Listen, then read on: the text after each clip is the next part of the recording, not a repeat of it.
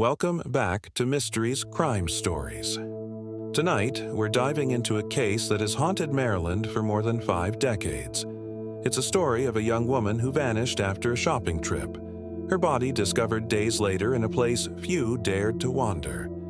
A crime that baffled investigators, devastated a family, and still whispers with unanswered questions today. Before we begin, don't forget to subscribe, share your thoughts in the comments, and let us know what kind of cases you'd like us to cover next. Your engagement not only helps our channel grow, but it keeps stories like Joyce's alive. Because sometimes, even after half a century, the truth still waits to be found. The last day of Joyce Malecki. It was November 11th, 1969. The crisp bite of autumn had settled over Maryland. The trees around Glen Burnie were shedding their leaves, and the air carried that strange mixture of holiday anticipation and early winter chill. For 20-year-old Joyce Helen Malecki, life seemed to stretch out ahead of her.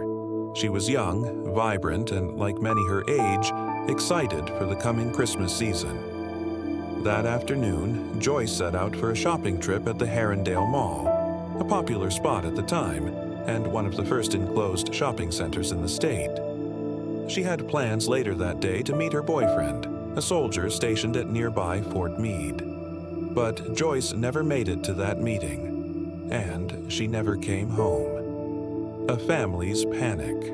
When Joyce didn't return that night, her family's concern quickly escalated into fear. Joyce was not the type to disappear without a word. She was responsible, close with her loved ones, and in regular contact with her boyfriend. Her younger brother, Daryl Malecki, remembers those hours with painful clarity. The gnawing silence, the unanswered questions, the dread that began to wrap around their home like a tightening noose. By the next day, it was clear something was very, very wrong. Joyce wasn't missing by choice. The grim discovery. On November 13th, 2 days after her disappearance, the mystery came to a brutal and heartbreaking end. Her body was discovered in a stream at Fort Meade, a sprawling U.S. Army installation in Arundale County. It was a remote training area, a place where no one should have been. The scene was chilling. Joyce's hands were tied behind her back, her body partially submerged. She bore a single stab wound to the throat, but the autopsy revealed something even more sinister. Her actual cause of death was strangulation. Bruises and scratches suggested a violent struggle. This was not a robbery gone wrong. It was not an accident. It was intimate, deliberate, and cruel. And because the body was found on federal property, the case immediately fell under the jurisdiction of the FBI. The investigation begins. The FBI's involvement gave the Malecki family a brief flicker of hope. Surely, with the full weight of federal resources, answers would come quickly. But those answers never came. Agents combed through Joyce's final hours. They retraced her steps at the Harundale Mall, interviewed witnesses, and questioned her boyfriend, who was quickly cleared. They examined the bindings on her wrists, the injuries, the scene at Fort Meade. And yet, nothing. No fingerprints that led anywhere. No DNA technology in 1969. No suspects who stuck. The case stalled almost immediately. Another murder, another victim. Just 4 days before Joyce vanished, another woman disappeared in Baltimore, Sister Cathy Cesnik, a 26-year-old nun and beloved high school teacher. Her disappearance, and later the discovery of her body, would go on to become one of the most infamous unsolved crimes in Maryland history. The timing was haunting. 2 young women, days apart, both vanishing under mysterious circumstances in the same region.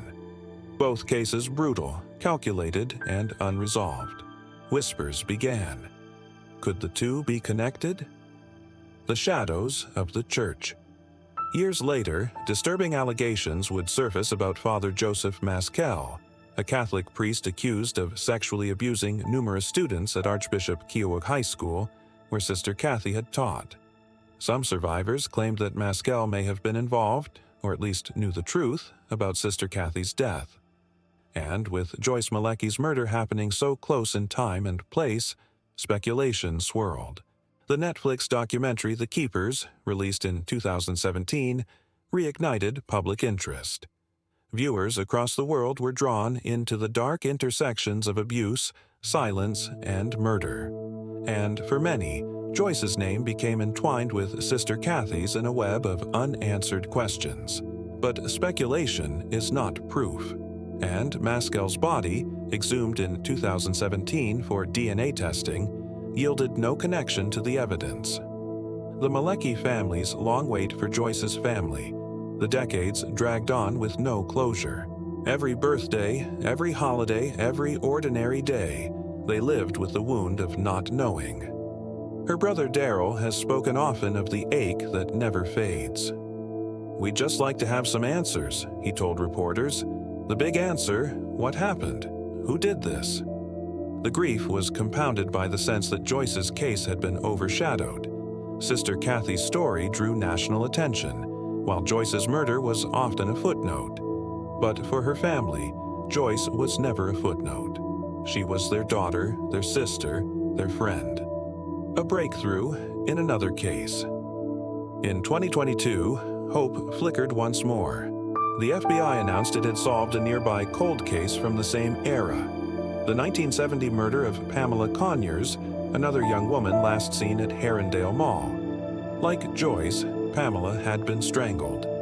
Through the power of genetic genealogy, investigators identified her killer as Forrest Clyde Williams III, a man who had died years earlier.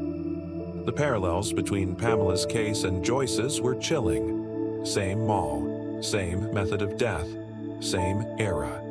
Was it possible the same man had killed Joyce? So far, investigators say there's no direct evidence to connect Williams to Malecki's murder, but the similarities keep the question alive. The 2023 exhumation. Then, in December 2023, more than half a century after Joyce's death, the FBI made a startling move. They exhumed her body from Loudon Park Cemetery in Baltimore. It was a quiet operation, attended by her family. To see her grave disturbed after so many years was painful, but also filled with meaning. Federal investigators do not exhume remains without purpose. The most likely reason? Modern DNA testing, something that didn't exist when Joyce was murdered. Could her body still hold the evidence that time had buried? Could the answers be waiting all along in the silence of the grave? The FBI has not disclosed what they found, or what prompted the exhumation, but they confirmed the investigation is very much alive. A case without closure. Today, more than 50 years later, the murder of Joyce Malecki remains unsolved. She was 20 years old. She had dreams, plans, and a life stretching out before her. All of it stolen in an instant by someone who has never been held accountable. Her family still waits for answers. The FBI still holds the case file, and the exhumation in 2023 proves that investigators haven't given up. But until that evidence yields a name, until someone is brought to justice, Joyce's story remains open-ended, a haunting echo of violence and silence that refuses to fade. Closing. And that's where we leave the story of Joyce Helen Malecki. For now, what do you think? Was she another victim of Father Maskell and the dark secrets explored in The Keepers? Or could she have fallen prey to a serial predator like Forrest Williams? Or is the truth something else entirely, still waiting in the shadows? Let us know your theories in the comments. Don't forget to subscribe to Mysteries Crime Stories, share this video if it moved you, and tell us what other unsolved cases you'd like us to cover. Because every story we tell keeps these memories alive. And maybe, just maybe, one day helps bring the answers families like Joyce's have waited far too long to hear.